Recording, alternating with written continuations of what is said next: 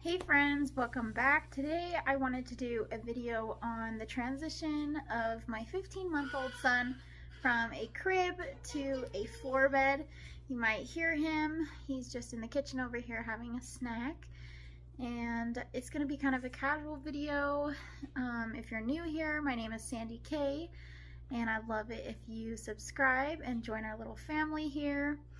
So, like I said, I'm going to be folding laundry, some more casual chat here, but I know I was totally overwhelmed with this transition, and at least our experience, it really was not as bad as I was anticipating. I know I'd heard from a friend that it took about 2 weeks for her daughter to adjust, and for our son, it took a few days. So, I think it's going to largely depend on your child and their sleeping habits prior to this. And we were having some wake-ups in the middle of the night before this, and we started trying to do the same sleep training that we implemented using the Taking Care of Babies that we did around 6 months, but basically just popping in for 10 to 30 seconds and just saying, "We love you, you're strong, you can do this, baby, go back to sleep, good night," or whatever, you know, whatever you want to say.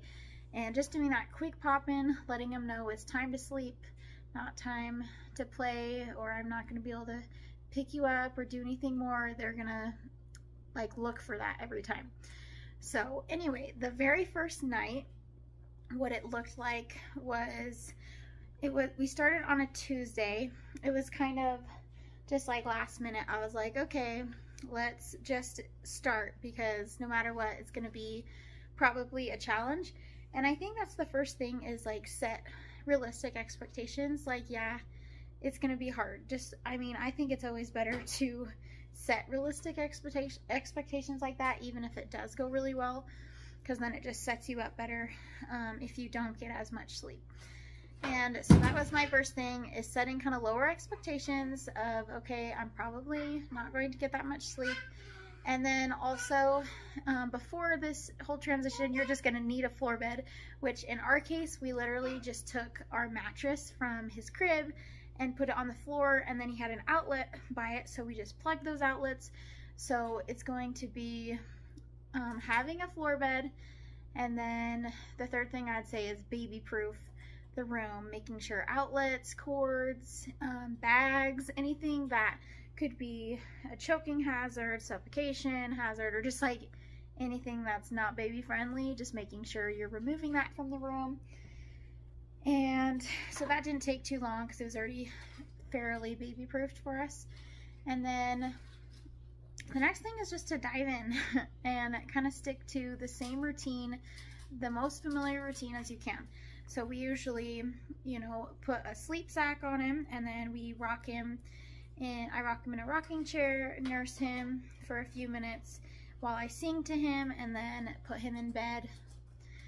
And I turn on the sound machine, and then I go and kiss him while I slowly lie him down onto the floor bed.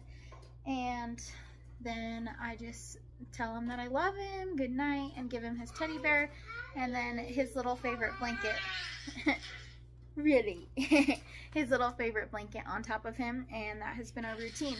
So it looks exactly the same. The only difference is that he's on the floor bed instead of going to the crib, which is honestly easier because I'm not having to bend over, because I'm pregnant with my second one now, about 23 weeks, and so it was getting uncomfortable to have to reach over that wooden bar of the crib every time to put him down. So I find that a lot easier. So let's dive into what it looked like day by day. So I am going to go over the first 3 days of how it went. And the first day, we started on a Tuesday, and we put him to bed at 8. And he cried for 30 seconds initially, and then he, after that, cried for 10-ish minutes off and on, and then fell asleep. And then his first wake up was at 1:30, and he was off the bed. I don't know if he fell off the bed or if he just like walked off or whatever, stepped off, because it's not very high off the floor. So that's one thing I was thinking, like, is he just gonna get out of the bed constantly? But I think since he was used to being contained in a crib, it wasn't that much of a problem as far as him getting out. So anyway, I just popped in for 30 seconds, put him back on the mattress, told him I love him, and good night, and I'll see him in the morning. And then he cried like 10 minutes later, or like for 10 seconds, 3 minutes after that. And that was at 1:30 that he woke up, and then 1:38 he flipped to his belly and then fell back asleep. He did a little cry around 2:07, and then I didn't hear from him the rest of the night. He fell back asleep, and then he woke up around 7-ish in the morning, and I went in and got him, and he was on the carpet. So he has like a really fuzzy gray carpet, and it's kind of funny. He tends to just prefer being right on that rather than his mattress. A lot of the nights we'll find him just comfy on that rug, so that's kind of cute too. And he's usually on his belly sucking his thumb just on that little rug. And then the next day, on a Wednesday, same thing, put him to bed, 7:30, and no crying this time, so there's already improvement right there. And he slept until 7:10. He actually didn't wake up at all. And then my husband went in and got him that morning, and he was again on the rug, off the mattress. But honestly, like, he's not crying in the middle of the night, so I don't think it's a very big deal if he gets off the mattress. But, and then the following night after that, Thursday, was the same as Wednesday. He had slept through the whole night with no crying in the night. And now there has been some nights after that where he has had some wake ups, and I think the key is just to stay consistent. Whatever you're doing, do it every time. Stay consistent, so you're not like bringing him or her into your bed sometimes, and then other times nursing them right away, other times just letting them cry it out. Like, find your method that works for your kid and then stick with it. So for us, it's those pop-ins of just 10 to 30 seconds. Seems to be best to not really disturb him sleep, and also gently gently let him know that it is time to sleep.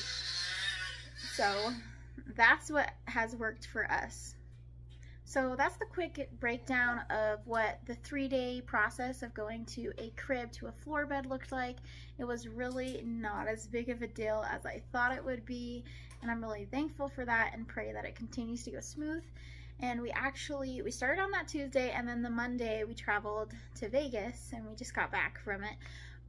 And he did pretty good in the hotel too. So he was still on his travel floor bed, which is just like a little thinner mat foam thing that we put on the ground, but we do the same setup, same bear, same blankie, try and keep it as much the same as we can, same sound machine, and they had blackout curtains there and everything like that. So same atmosphere, but we were there 4 nights. The first 2 nights were pretty rough, like waking up from 2:30 to 4:30, probably 4 or 5 times. And then the second night, it was a little better. He only woke up like from 4:30 to 5:30, and then the last 2 nights he slept through the night.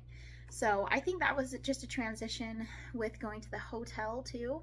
So if you would like a more longer video on just like taking a baby to a hotel and what that looks like, especially on a floor bed, I'd be happy to make that for you.